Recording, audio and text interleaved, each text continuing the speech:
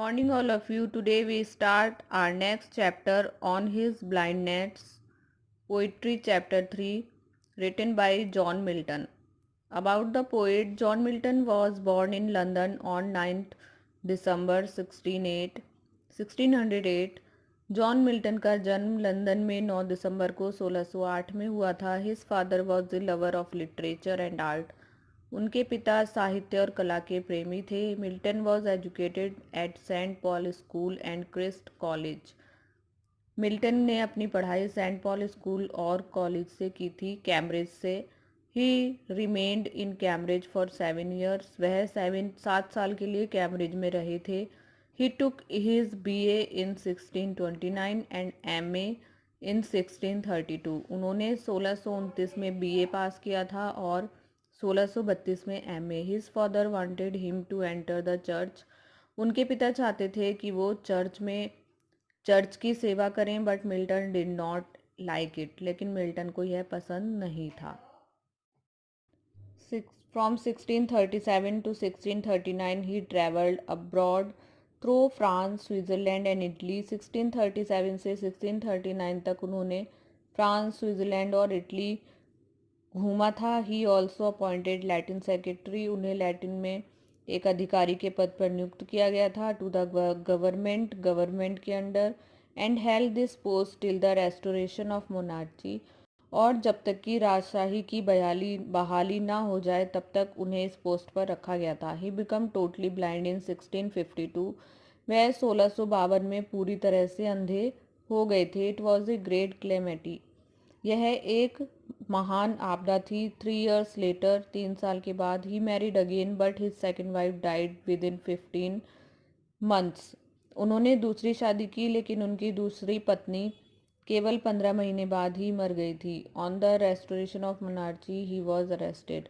और मोनार्ची राजशाही की बहाली तक उन्हें गिरफ्तार कर लिया गया था. 2 of his works were publicly burn. उनके 2 लिखे हुए वर्क, जो उनकी कविताएं थी, कार्य था, उसको पब्लिकली जला दिया गया था. But soon he was release. लेकिन उन्हें फिर बाद में छोड़ दिया गया. The rest of his life was passed in obscurity, poverty and loneliness. इसके बाद का जो उनका जीवन था वो अंधकार, गरीबी और अकेलेपन में बीता. इन हिज लेटर ईयर्स, और उसके बाद के सालों में, his daughter become the I and year of the blind poet. उनकी बेटी ही उनकी आंखें और उनके कान बन गई थी. On his blindness is the best known sonnet. On his blindness बहुत ही प्रचलित सोनेट है जॉन मिल्टन का. सोनेट मीन्स होता है 14 लाइनों की कविता. It reflects his grief at the blindness is other his. इसमें उनके अंधेपन को लेकर उनका दुख दिखाई देता है. His other poetic works are Paradise Lost, Paradise Regained, Samson Agonistes. Indeed he is a great literary artist and a scholar poet of the world. उन्होंने पैराडाइज लॉस्ट जैसे बहुत सारे महान काव्य लिखे थे और वह एक महान कलाकार के साथ साथ एक महान विद्वान कवि भी थे. About the poem on his blindness is a personal sonnet. On his blindness उनका व्यक्तिगत सोनेट है. सोनेट मीन्स होता है 14 लाइन की कविता. It mirrors from faith of John Milton in God's omnipotence and generosity. और इस पोयम में जॉन मिल्टन का फेथ, विश्वास दिखाई देता है ईश्वर के प्रति. God does not love only those who render him active service and truthfully carry out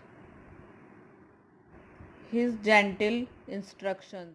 उनका मानना है कि ईश्वर केवल उन्हीं लोगों को प्यार नहीं करता है जो उसकी सेवा करते हैं, सच बोलते हैं और उनके दिए गए नियमों के अनुसार चलते हैं. He also love those who resign themselves completely to his pleasure by reposing infinite faith in his goodness and justice. बल्कि वह उन सभी से भी प्यार करता है जो आनंद में डूबे रहते हैं और वह सब पर अपना विश्वास बनाए रखता है और हमेशा अच्छाई और न्याय का साथ देता है. So the best service of God is to have faith in him. इसलिए उनका मानना था कि ईश्वर की जो सच्ची सेवा है वह केवल ईश्वर में विश्वास है। इन द लास्ट और अंत में the poet realises the supremacy of God. उसे ईश्वर की शक्ति में विश्वास हो जाता है and resigns himself to his fate and God will. और वह फिर अपने आप को भाग्य पर और ईश्वर की इच्छा पर छोड़ देता है। Start the poem. When I considered how my lights is spent era half my days in his dark word and wide. कवि कहता है कि मैं अपनी आधी ही उम्र में अंधा हो गया हूँ और मैं इस संसार को अंधकार में और दुखपूर्ण प्रतीत करता हूँ।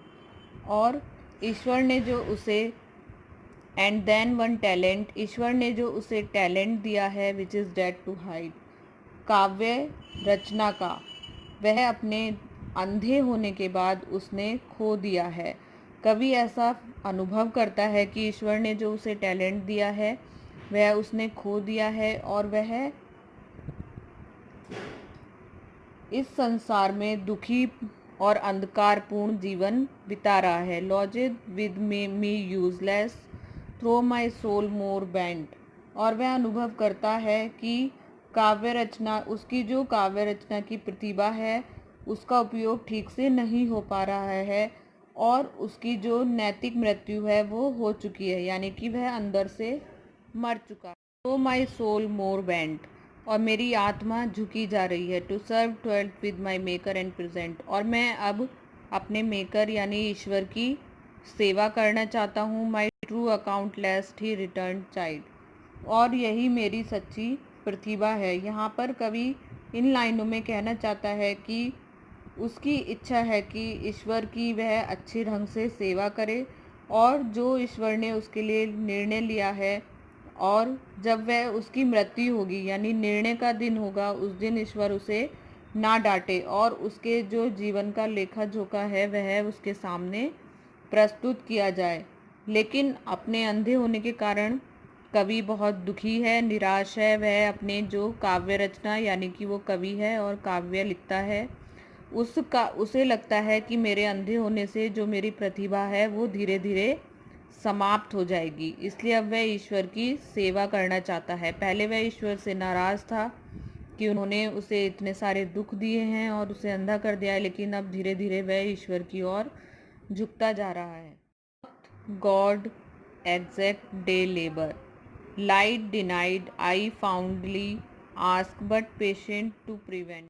ईश्वर के न्याय के बारे में कुछ संदेह प्रकट करते हुए कहता है कि उसने कवि की दृष्टि छीन ली है और उसे अंधा बना दिया है। ऐसे दंड के कारण भी उससे आशा नहीं की जा सकती कि वह ईश्वर की सेवा करने में समर्थ होगा।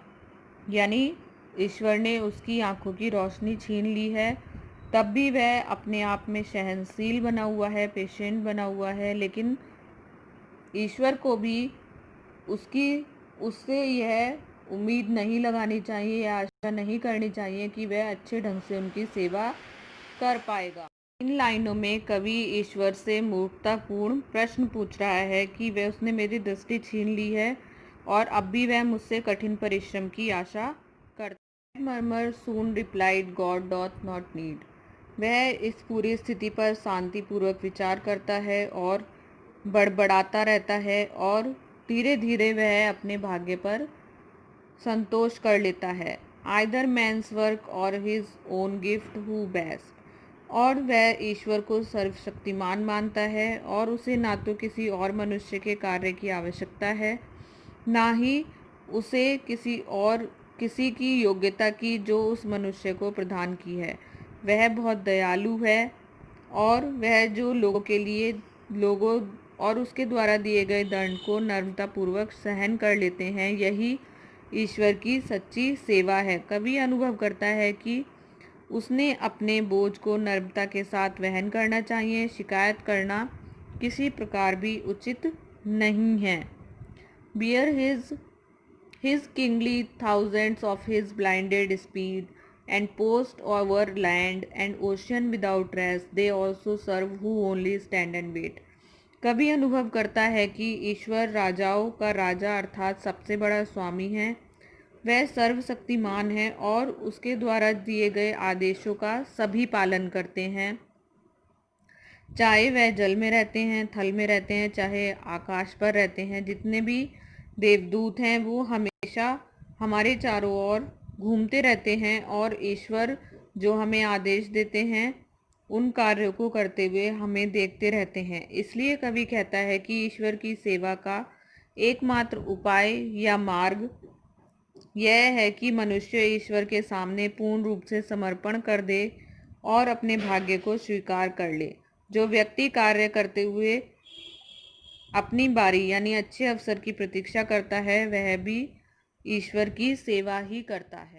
आई होप आपको समझ में आ गया होगा। Thanks for watching. Thank you.